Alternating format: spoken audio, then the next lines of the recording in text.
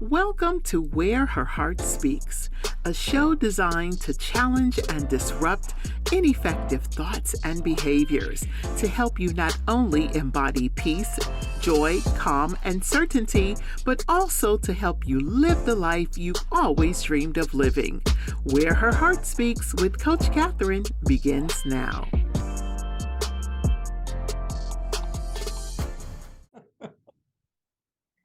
I'm hitting got it.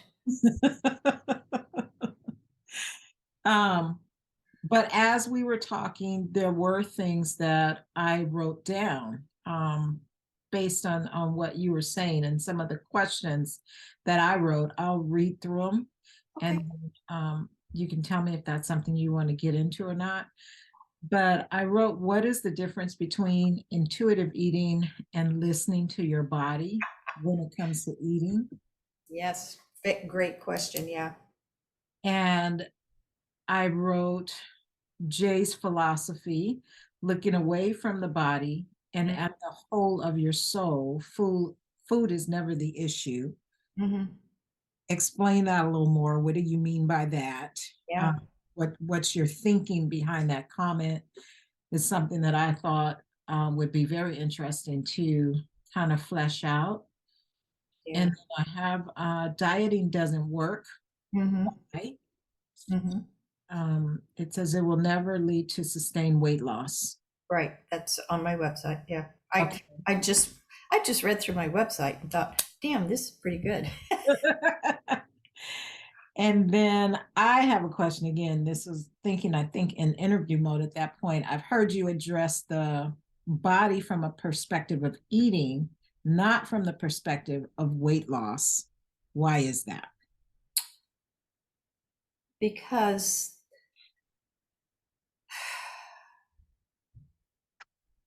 the physical is mental. And it's when we address the mental that the anxiety, the stress, the tensions release. And once that release happens, then the body can release what you've been holding on to emotionally. And so I won't say the weight falls off, but essentially it's look away from the body and look into your soul. And the more we focus on the body, it's like, don't think about a pink elephant. And that's what happens Yeah. when we're focused on the body and dieting. So I'll give you this example. I love this. In fact, I finally got brave this morning and just messaged him. There's this guy on TikTok that set a goal of only eating at McDonald's for 100 days and cutting what he eats in half. So here's with a half of a fish sandwich, a half of a muffin, a half of fries. And so he only allows himself to eat half of that. And he's lost 29 pounds in 35 days or something like that. Mhm. But then he hit a plateau. And so, he's been on the plateau for a few days and people are saying, are you going to the doctor, getting your lab work done? What's this going to do to you? What about salt? All of this kind of stuff. And he's hit this plateau. Well, he's so focused on the scale. I'm kidding. He's so focused on the scale and on his body dropping. There's a tension that's coming up and the body can't let go. Mm. So I got so frustrated with him that I messaged and said, you need to be drinking more water, and please visit my website.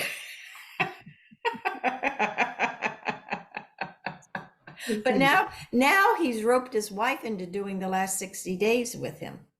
Oh, wow. Yeah. And she's just going to try it to see what happens.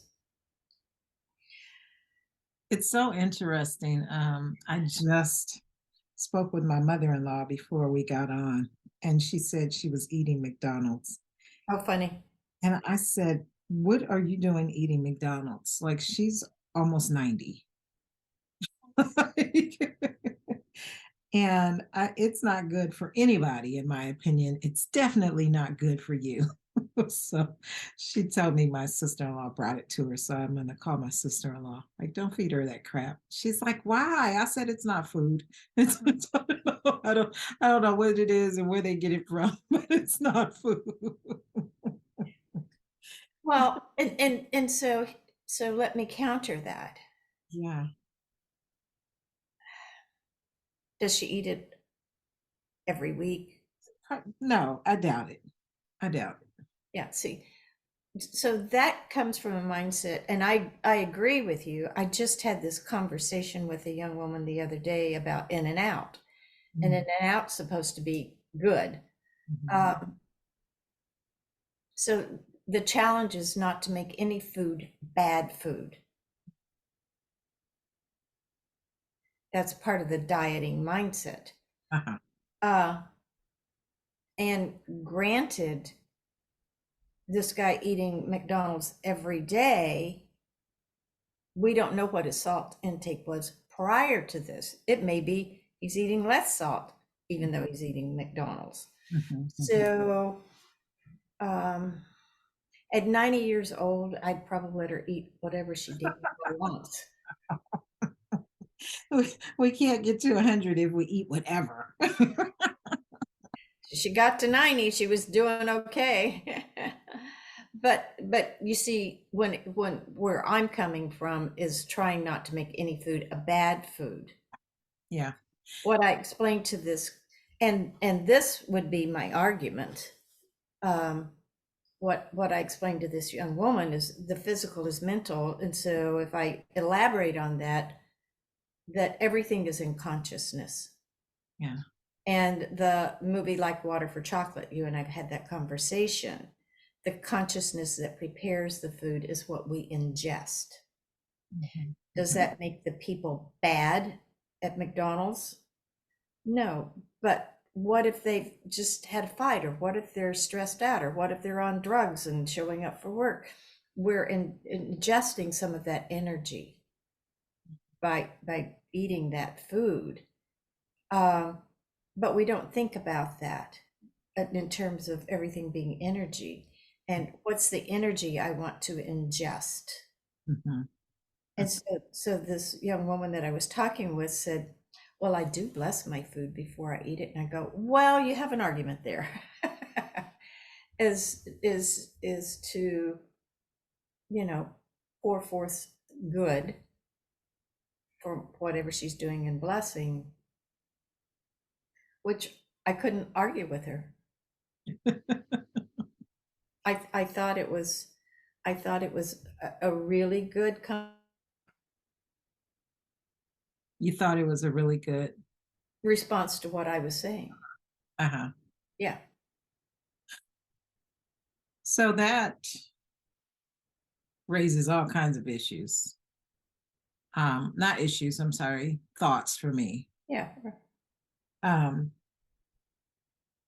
I know many people, probably almost everybody I know, bless their food before they eat it. And if it is, I don't know why, like warding, I know why, because I watched a movie yesterday. I'm like warding off the bad spirits. What movie did you watch? uh, I don't remember the name of it, but it was a child abuse movie, is what it turned Oh, out to be, and it was very dogmatic from a religious standpoint, so much so that they were abusing their children. Everything on the outside world was the serpent and was it Women Talking? mm-mm, Oh my God, that I watched that the other night. It's a lot of what you're talking about. Lifetime. It was a family. No, Husband and wife. Women Talking was nominated for an Academy Award. Oh, okay. Okay. And boy, do they use scripture, and it's very Mormon-esque. Oh. And do they use scripture? These women are deciding whether they're going to leave the men, Mhm. and how they're arguing with scripture to stay, because if they leave, they're not going to get in the kingdom of heaven. It's powerful. And it has to do, I'll just say, it has to do with the men come take advantage of the girls. Yeah. They keep the population going. Yeah. So anyway, your point was, So my point was, if it's we're ingesting the consciousness that prepares it, and we pray over our food, bless our food before we eat it, um, what in addition to the consciousness that prepares it would you say contributes to? Because I would think that it's more of the consciousness that eats it, um, is what causes one to hold the weight, as opposed to the consciousness that prepares it. So would you say it is then both, or? yeah, because my philosophy is everything is consciousness. Mhm. Yeah. And we attract whatever's in our sphere of thought. Mhm. You know, it's let's say it was your sister's thought to eat McDonald's. So what's going on in your sister's thought that would want to connect with that level of consciousness? Mhm. Don't tell her I said that, No, no. but you get it. It's very interesting. I get it. And I'm wondering, is there a way to make that more clear? Like, Mm. we understand or speak on a level of consciousness and energy. So this conversation between you and I is very fluid, and it resonates and makes sense. But if we're speaking to people who don't say know that language or move in that space, what could be said to help them understand? I think, I just had this thought last night. So I came down here to go to Sacred Roots to this event they had last night, and oh my gosh, this guy made pozole soup, Mexican soup. It's to die for. And why? What do you think? What do you think of? It's close to what it's called. I'm trying to get the right name out. It's close to what is called Yeah. Pozote. So, but he's standing there and he's dressed in these beautiful Indian clothes with the jewelry, serving up his soup. And so my nephew was with me and he was talking, and this guy said, I feel like I'm connected with my ancestors when I cook this food. My gosh, I loved that. And here's is very interesting. It was about the size of this glass, this cup. Mhm. I ate half of it and I was full. Hmm. And so, I was driving home thinking along these lines, and I thought, because that soup, and I brought the rest home with me, was for my highest good. And it was blessed. And I filled up quicker because of the energy that I had consumed. Does that make sense? And so when we're grounded and mindful of this, then I think what the body holds on to makes a difference. That's where I would say it's all energy. If I had to explain that to someone else, I would say, well, it's like we eat the food that's for our highest good. And let's just ask ourselves, knowing that McDonald's is full of preservatives, and knowing that we don't even know what's in some of that, yes, they have to meet certain regulations, so we can know that. But is what I'm about to eat for my highest good? And so they would come back and say, well, how do I know what's for my highest good? That's where we stop and we listen. So we practice some self-inquiry, and then we're going to stop and listen. Intuition, and this is irony that you asked me that, because I just watched listened to a podcast this morning about this intuitive psychic. Intuition, from the normative level of what I see on Instagram and these people talking about intuitive eating and what I've read, and this comes from what you and I know, I don't really think there is a thing called intuitive eating. Meaning that from where I'm coming from, if everything is mental and thought precedes how I would interpret intuitive eating, because intuitive eating comes from, most likely, I have no proof of this, our mood. And which is emotional eating. exactly. I would call it tamed emotional eating. mindful emotional eating. Yeah. And so the example that I used with the young woman the other day was soul. I talk about eating with soul satisfaction. Well, what does that mean? It means to the best of my ability, I don't decide what I'm going to eat. I don't intuit what I'm going to eat. And so I hadn't eaten dinner, and I said, so I will go eat dinner after we finish talking here. And she said, what will you eat? And I said, I don't know right now, but I'm certain it will happen. Mm-hmm. And I no more got off talking with her, and all of a sudden I heard, oh, go eat a sweet potato.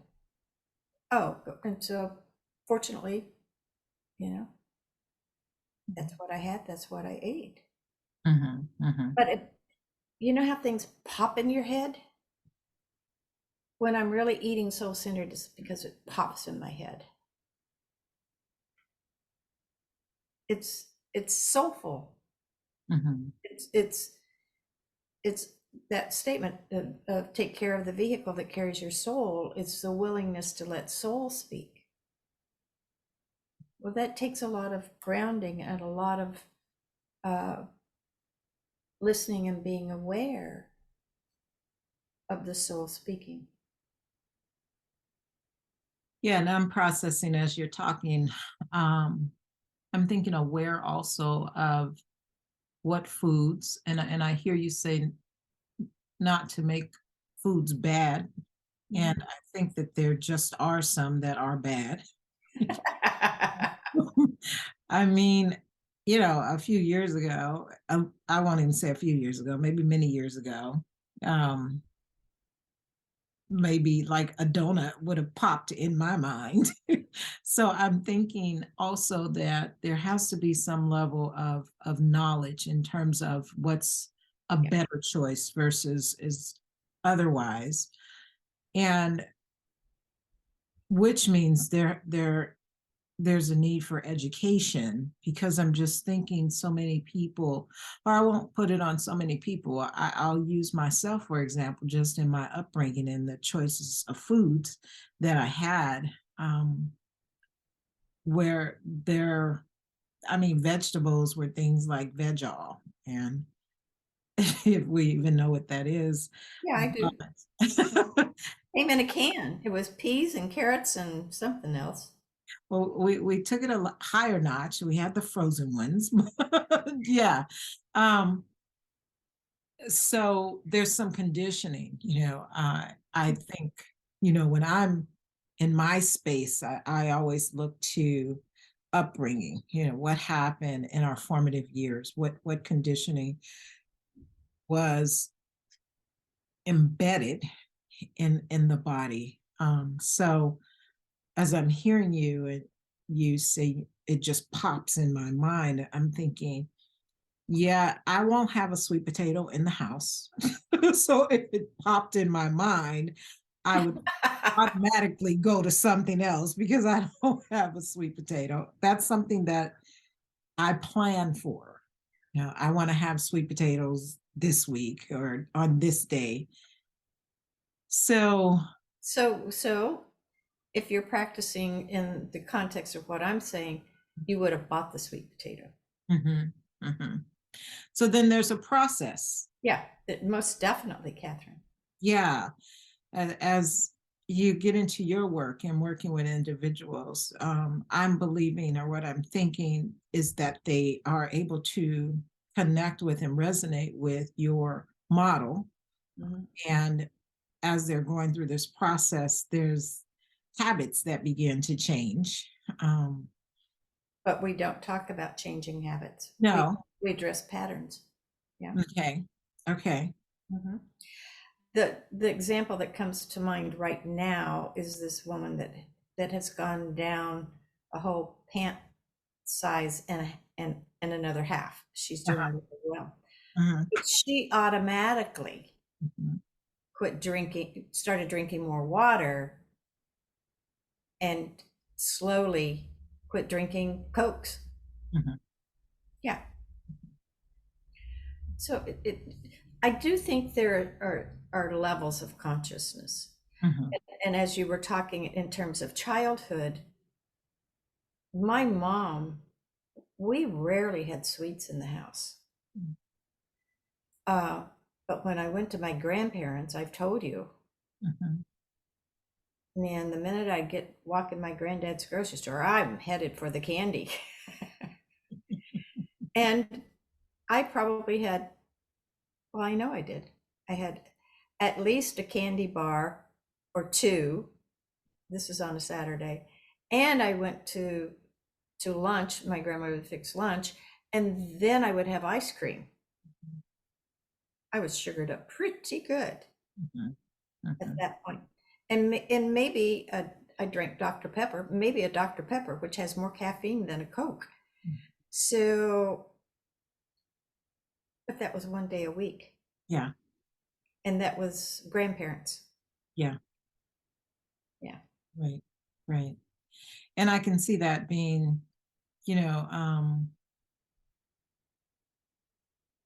embedded as a treat, which is not something that we always have. We don't get treats every day.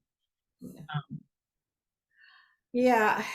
I don't think it was ever really talked about. no, no. Mm-mm. Mm-mm.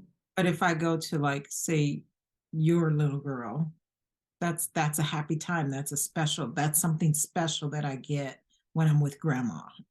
Yeah. My dad was there in the store watching me, Hmm. but interestingly enough, he never shamed me for it. Hmm. Yeah. Hmm. Hmm. And there'd be times if I'd only known I was lactose intolerant, that I would go back and get in the meat section and get the big round thing of cheese, cheddar cheese, and eat cheddar cheese and crackers. And I was in a playground. Yeah. Yeah. Yeah. So, So yeah, I appreciate your bringing all this up, mhm, because it takes clients working with me for a while. I this one woman, she says, she's so cute. She said, my whole way of eating has changed. I love that. And I never said, don't do this, that, or the other. She was just drawn. She loved chocolate. Man, she's eating chocolate at 10 o'clock in the morning. She says, I hardly eat chocolate anymore. And what chocolate I do eat is really good chocolate. Mhm. Mhm. Yeah. I think it's working through the emotional part. Yeah. That's what I was talking about. That all of this mode of being in the world dissolves, dissipates, falls away to an extent. Therefore, I can say, if you internalize this way of seeing and being, it you will have sustained weight loss. Yeah, I believe that there is a lot of truth to, what we think about, we bring about. Mhm. Sure, as a man thinketh, so is he. As you're talking, I'm reminded of a story, and I want to say it was Norman Vincent Peale. It could have been Jim Rohn, likely Jim Rohn, because I think I listened more to him speaking than Norman Vincent Peale. But um, just sharing a story about wanting to lose some weight. And he said what he did is he changed his outlook on food. And he said basically it was everything I eat is good for me. And it didn't matter what he was eating. He sat in this space of everything I eat is good for me. And he said he lost like 20 pounds over the course of so many months, but like a short period.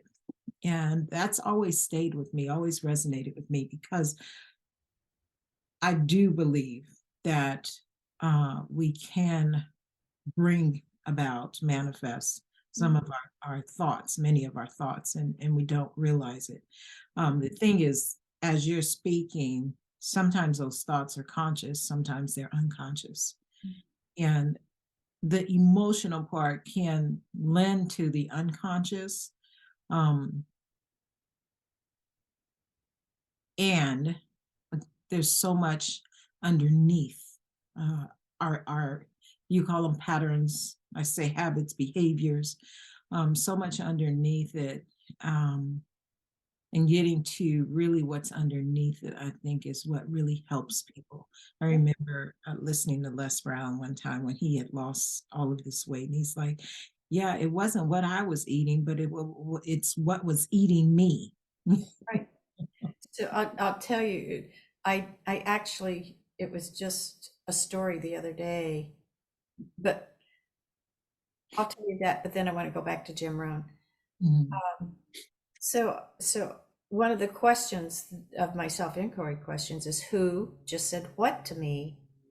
Am I consoling myself with food? And so what I said was, if you look at your plate, your dinner plate, it's not what food is sitting on your plate, it's who is sitting on your plate. Is it somebody you had a conversation with at work, or your kid, or your spouse, or your significant other? If you've got some tension going there, who just said what to me? Am I consoling myself with food? The food that you choose, if you're anxious, fearful, or stressed, Mhm. is really the who that's sitting on your plate. It's not the what. Mhm. Does that make sense? That makes sense. That makes sense to me. And I'm also thinking it's the feeling that's sitting on your plate. Yeah. Yeah. It's the emotions. Yeah. Like you look down at You're your plate. eating your emotions. Mhm. Mhm. And that's when, if you look down at your plate and get any type of sensation, that's like a telltale, right?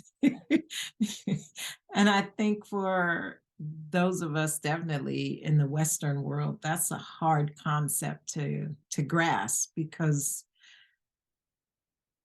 food has, I mean, it's just presented as something that's supposed to be so flavorful and tasty, and all of the connotations that comes with it, gives the message that it's supposed to make you feel good. I think that's, well, but that's emotional eating. Yeah. Yeah. We're being, oh, I'm so happy. A happy meal. Yeah. Yeah. So it's not only what's eating us, but also the messages that we've been bombarded with Mhm. that says this is what it's supposed to do to you. Yeah. We've been miseducated. The purpose of food is fuel for our vehicle. Mhm.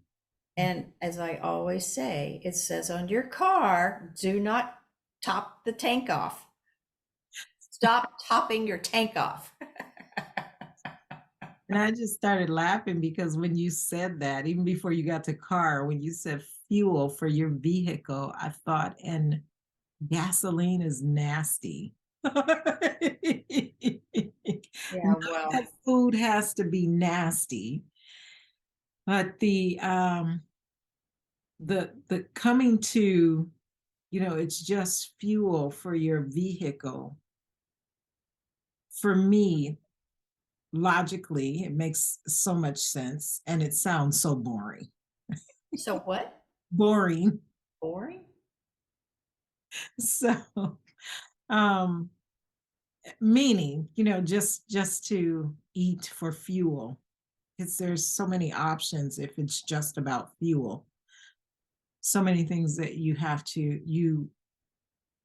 it feels like, and this is a lot of my um challenges when it comes to eating different things. So many things that has to be eliminated. And it's probably not a has to, like you started this conversation saying, no food is bad food. Right. So then reconditioning is necessary. There's just coming up, learning that, like we said, McDonald's, there are certain things you do not eat because it's not good for you.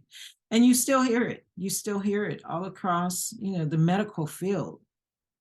There's certain foods that's going to increase your blood pressure, certain foods that's going to raise your cholesterol. Um, and as I say that,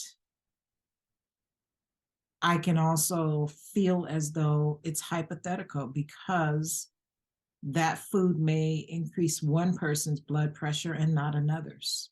Yeah, yeah, absolutely. And so I have a client that every time it's time for her to go to the doctor, she panics because she hasn't lost all the weight he told her to lose and to go on XYZ diet. Yeah. Yeah, yeah, yeah. Yeah, I have a whole another, I don't know, set of thoughts, even regarding the scale and the perfect number. Sure, there is. Um, Yeah. So back to the guy on TikTok and the McDonald's thing. One day his weight, and I loved it. His weight went up a half a pound, mhm, a half a pound. mhm. And I thought, it could be water. You Mhm. didn't gain a half a pound. Yeah. There's so many variables. Somebody could have moved the scale. Yeah. And so I remember having my diet center and hoping that people lost every time they'd walked in my door, right? And if it was the same, maybe a quarter down or a half a pound, we would celebrate that. I had a guy come in one time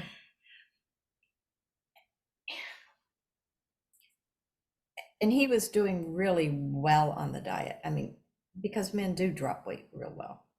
And he came in and he was like 3.5 or 4 pounds up. And I looked at him and he's standing there on the scale looking at me, who's like 6'2". And he looked at me and he goes, well, what happened? What's wrong with this diet? And I'm going, well, there's nothing wrong with the diet. What did you eat? You know, and we're having this conversation, and all of a sudden the scale starts kind of bouncing. He had put rolls of quarters in his pockets and in his socks Wow. to just for a fun thing to watch my face Oh, with his weight going up. oh, He was a big jokester. Yeah, I mean, he had all these rolls of quarters all over him, weighing him down. Yeah. So I want to go back to Jim Rome. yeah. So I kind of sort of knew him, had coffee with him several times.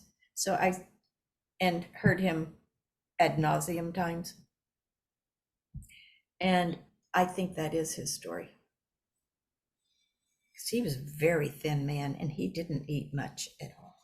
Mhm, mhm. Yeah. Yeah, You could have food around him and he didn't care.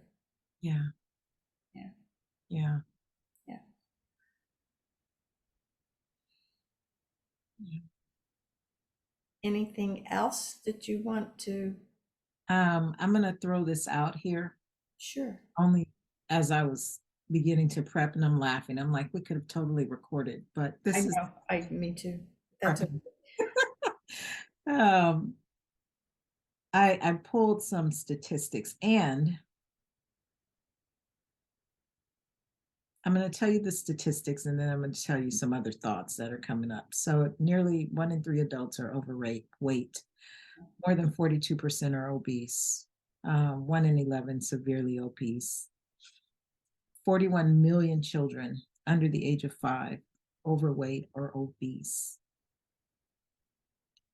And I thought when you hear that and you think about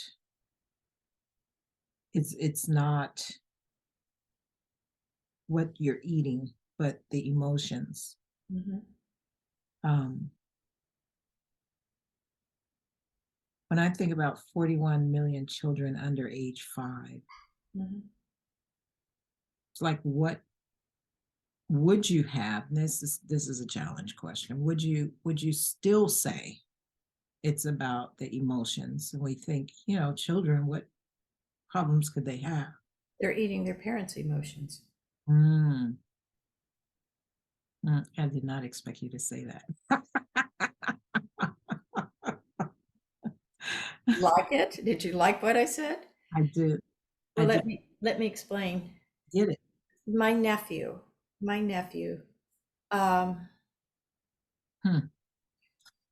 my sister left her husband in Texas when my nephew was, I think, well, he had to be he was walking. I think he was 18 months old, maybe, and moved in with my mom. And so my sister got a job, but she lived with my mom, and my nephew was there for 3 years. My mom took on taking care of another little boy so my nephew would have a playmate, Uh-huh. right?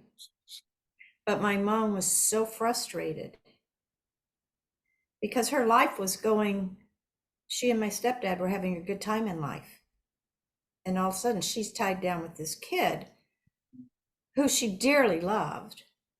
I mean, still the day she died, it's no surprise. He was her favorite grandchild. She had two, my daughter and my nephew. And every time I walked in the house, my mom had that kid in the high chair eating. Mm-hmm. And he ate, and he was overweight. When I had my diet center, my sister would drive him from Ontario to Riverside. He would come, he wanted to lose weight, and I told him I would help him. She never walked in my diet center. The day I had my open house, she did. Other than that, she never walked in there. She did not help him lose the weight that he lost. Mm-hmm. I'd say, so did you this? He'd go, no, my mom didn't fix this, or my mom wouldn't fix that. because my sister is overweight. Still dealing with her stuff. Yeah. Yeah. And so he was always a chubby kid because he was in a house full of emotions. Then she remarries and has a stepson who's a whole problem. And so she's in that. And then she left that husband and went back to the other husband and took the kid, my nephew, back to Texas. So the whole time, you know, he's eating emotionally. When he turned 20, at one point he was doing drugs, alcohol, and eating. He weighed almost 280 pounds. And I lived in Ohio, and I would drive to Santa Barbara every weekend, every Saturday, and walk the streets of Santa Barbara. And we would talk and talk and talk. And he dropped that weight. Mhm.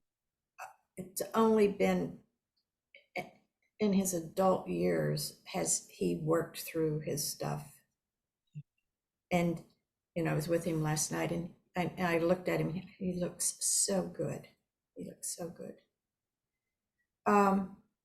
His grandson is 4 years old and is overweight.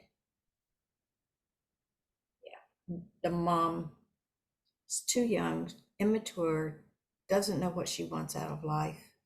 So she just had another baby a week ago Sunday. Mhm. Mhm. So I know this little guy, he was at Thanksgiving. He ate nearly all the candy out of the candy dishes. Nobody monitored him on eating that sugar. So what you're saying doesn't surprise me. The statistic, and I would probably quoted it today, is 75% of the US population are emotional eaters. 75% of the US population. Yeah. And it's projected by, what is it, 2050, that 3/4 of our population will be obese. Mhm. Mhm. That is not encouraging to me. That's not surprising. Like I, put my trauma hat on and look at it from that perspective. The number of people that are experiencing or having traumatic experiences, experiencing traumatic events in their lives from an early age, there are ways that we learn to cope and with food and eating. I love that you said they're eating their parents' emotions. As we go back to the beginning of this conversation, where we talked about the consciousness. So parents who are highly emotionally charged are likely not making the best decisions in terms of what goes into their mouths or in terms of what goes into the child's mouth. So the child not only has the parents' emotions that they're dealing with, but they have the parents' conditioning. They are creating patterns for this child. And then the child has its own traumatic experiences. So if they learn early that putting things in my mouth makes me feel good, then it's no wonder that we have these numbers when it comes to children or adults, or the statistic that you're quoting, that 3/4 of the population will be obese. I think so much of our definitely Western world thinking has been about how do we change things from an intellectual perspective. And until we make the shift of how to make change from a physiological perspective, we will continue to see these numbers rise. I love that you say that, because that is what's happening in the somatic coaching experience that we're talking about is, you know, the whole body and the embodiment of it all. And I loved last week's session. I thought it was really good. And I have to go listen to number one again to get that I didn't get the Tony Robbins thing that Kathy said she sent. So if you did, maybe I'll email her and ask her to share it. But I got it. I can send it to you. So I'll just say this, and it is totally a judgment. It's a judgment that I'm making. I do not go to grocery stores anymore. I go to Trader Joe's, Sprouts, and that's it. Because I'm so damn judgmental Mhm, of what I see in people's shopping carts. mhm, mhm. And, you know, I can see a mom with 2 or 3 kids that are overweight, and what do I see in her shopping cart? You know, 2 or 3 bags of chips. Mhm.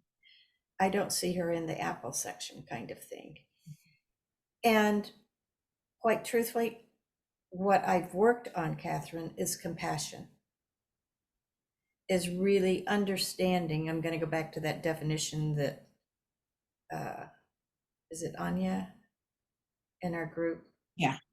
Um, No, didn't, Doctor, she, Doctor.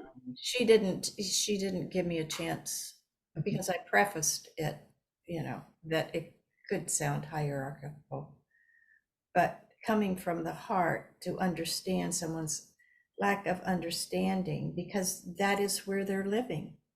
Yeah, yeah, I can understand that's what they know. right, And right. and honestly, that's what they know, based upon what you're saying of their conditioning as a child, that they got it from their parents, and you know, it keeps going. Yeah. I remember on the rare occasions that I would have lunch or I can see other children with lunch.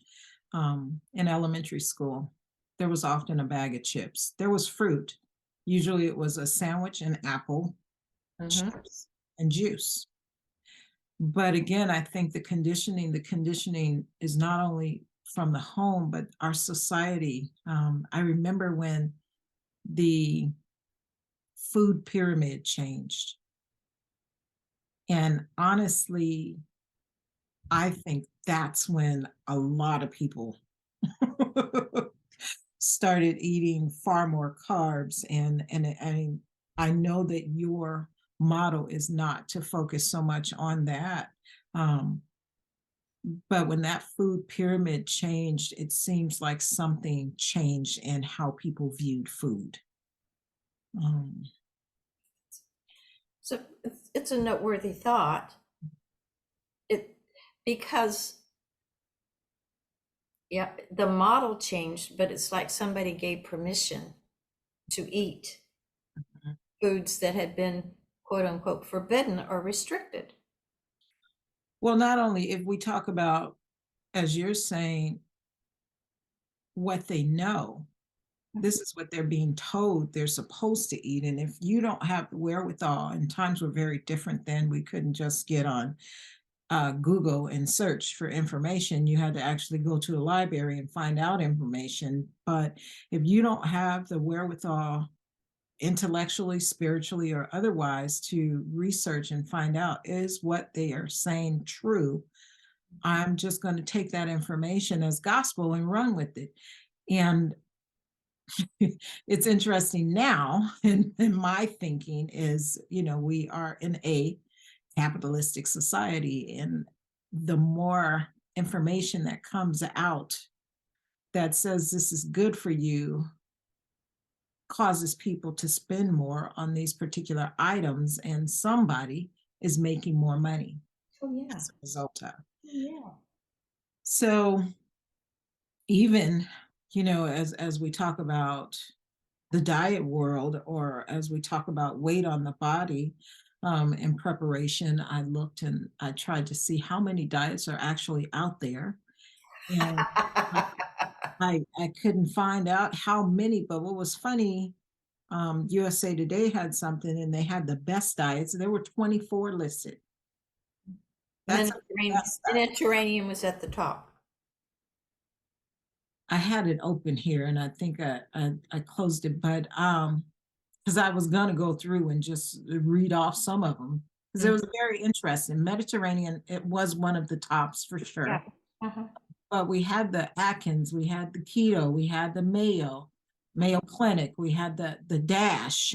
There's just like one after another, and it's kind of humorous because there's all these diets, but We're weight still is going, overweight. weight is going up, right? So you have to ask, what is really going on? Is the diet the answer? And it's not. But what happens is people just go out and create another diet to sell some more stuff and make some more money. Well, so it's on my website. Diets were designed for you to fail. Mm-hmm. Mm-hmm. My friend in Ohio says that's not true, and I go, yeah, it is. Because once you're on a diet, the moment you're on it, fear sets in of will I be able to keep this off?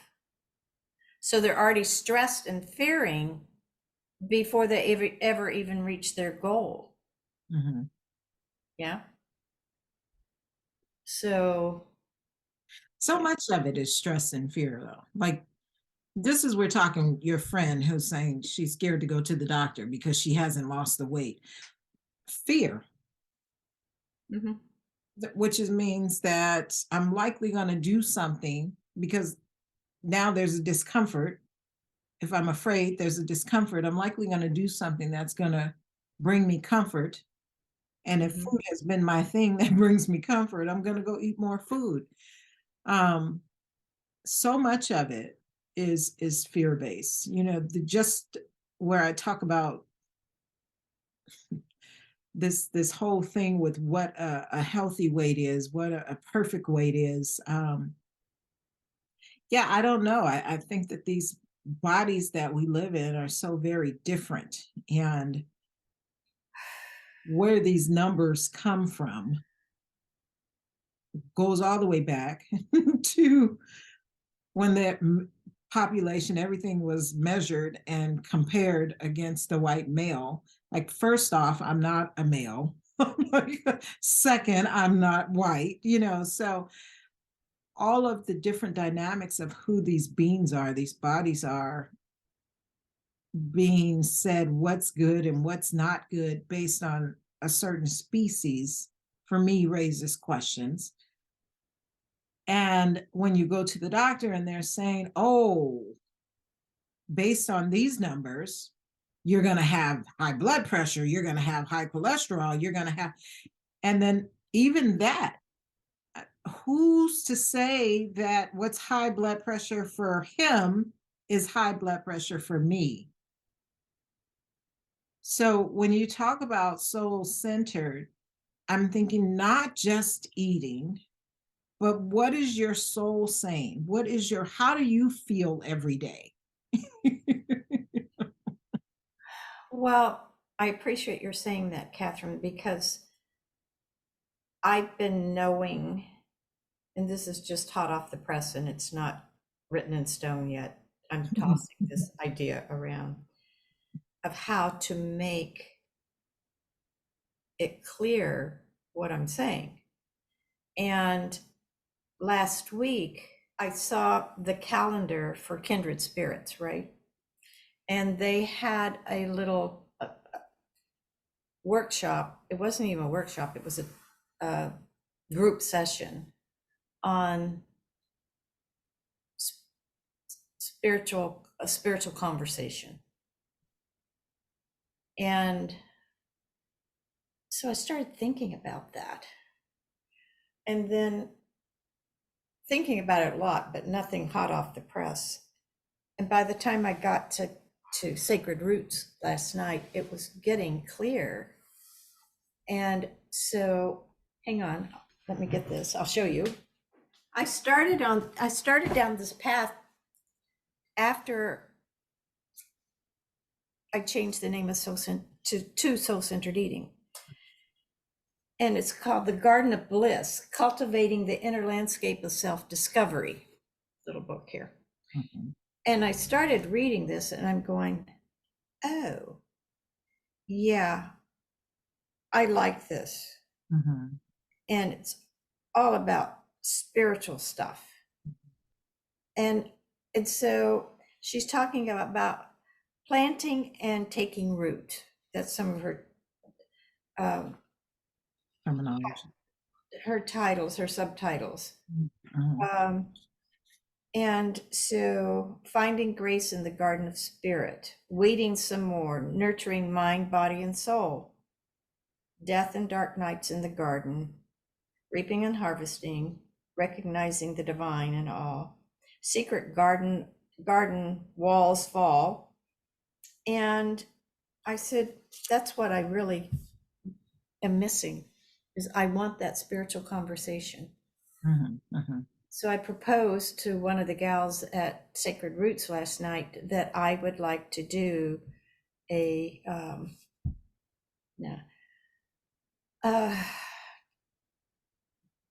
bi-weekly conversation on, I think I called it meeting your soul, meet your soul, your bliss, and something else. Mm-hmm. Mm-hmm. She loved the idea. Mm-hmm. And then I met with Mohit last night and he did some checking around and stuff. And I just feel clear that this soul aspect of what I'm talking about is, I'm going to use this word, is feeding, fueling Mm-hmm. me forward to be able to go deeper than what I've been able to go. So I feel really encouraged by the turns that it's taking. Good. And I love this conversation with you. Thank you so much. It helps me. And I love that you looked up all those numbers.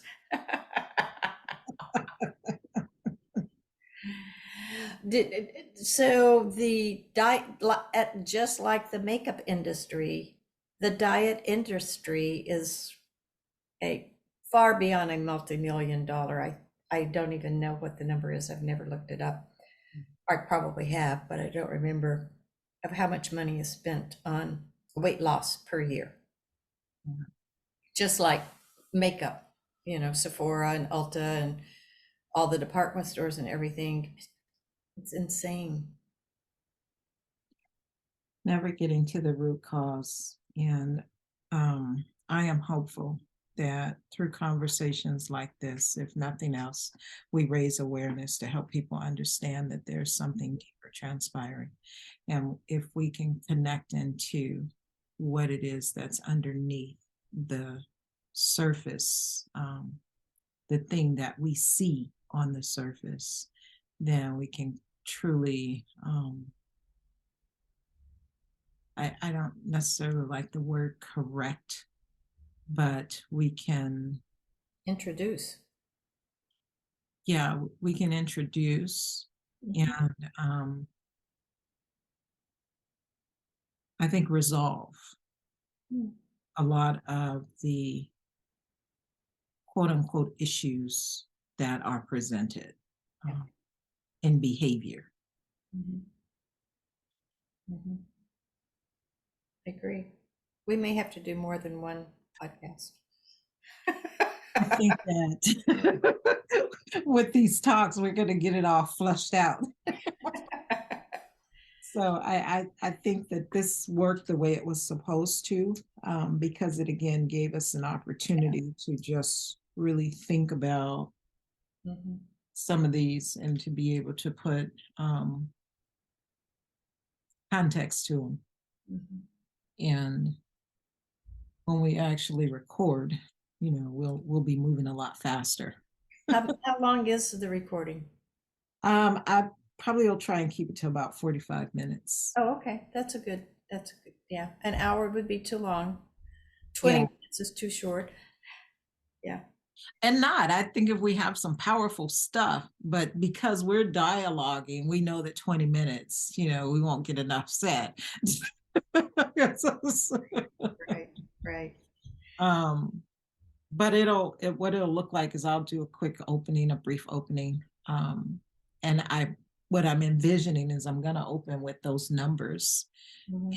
Of course, welcome the people in. I always do a little snippet about how to regulate the nervous system because we may say something that could be triggering.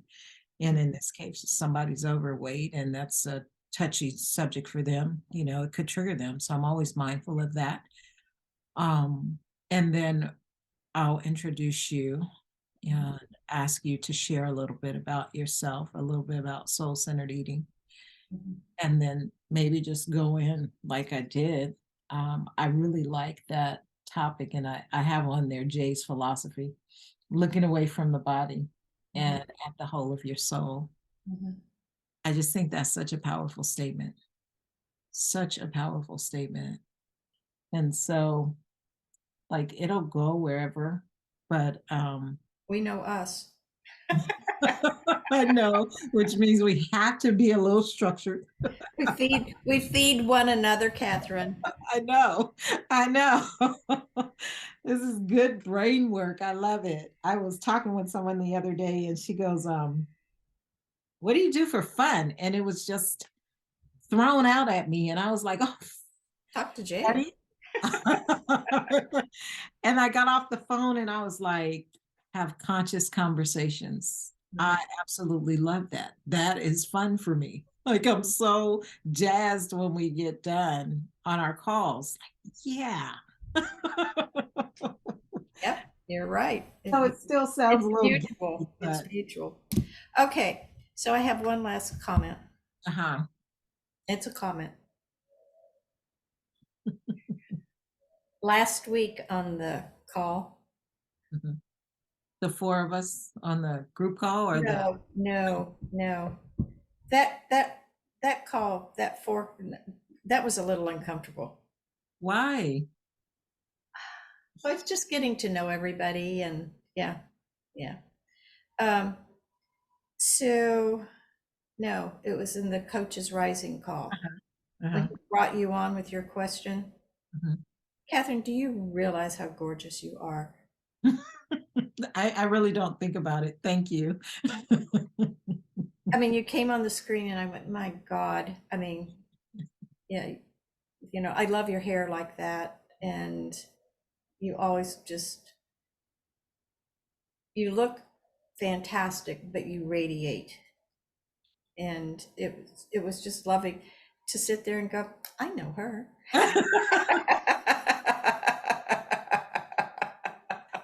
I tell my husband all the time, I believe it is the God in me that shines through. I get a lot of comments, I agree. and I think that that's what it is, and we don't necessarily speak in that language. Yeah, I look at myself and I see average, but I do know that um, there's something in my soul that's always there. In your eyes. So Dr. Horace said, we're here for God to glow for God. Mm, So you glow for God. yeah. So the group session, this Mhm. was crazy. I got paired with the guy from Cairo. What group session? Oh, when we were on. Breakout. Okay, nice, nice. Yeah. And so he had a surgery and blah blah blah, and he's out of touch with he had to quit all of his coaching, whatever, and he's trying to get back into it. So we had a really interesting conversation and Was it just the two of you? yeah. Oh, And wow. what about Wow. you? What was your group like? It was three of us. Yeah. Did we have two breakout sessions that day? No. We had a breakout session and then we had the after. Okay. Yeah, I didn't stay for the after. I had to go. Oh, okay, okay. Um, I don't remember where she was from in the breakout, but she's already connected with me on LinkedIn. She was pretty cool. Nice. And then when we did the after, there were two other women. One was from West Africa, Mm. and she was a coach. She's been coactive trained. And the other one was a therapist. And I want to say maybe Argentina. But it's always interesting for me when I come in space with therapists, because, I'm talking trauma. And some are okay with it and some aren't. I get the question a lot, are you licensed? And so I was sharing with her that I think it is imperative even for coaches to understand trauma, because in order to move people forward, oftentimes you're going to touch what happened in their past. And when they are experiencing or have had traumatic events, it's in their present. Oh, yeah, absolutely. And so she said, no, I agree with that. I think I need to get some trauma training too. And the other coach that was on there was like, I want trauma training. But they were both really nice. The one that's in West Africa, we're going to connect. Good. We're going to connect. Yeah. Good. Yeah, I think it's funny because that's where you and I met. I know. Yeah, I can't remember why I had to go, but I had to get off.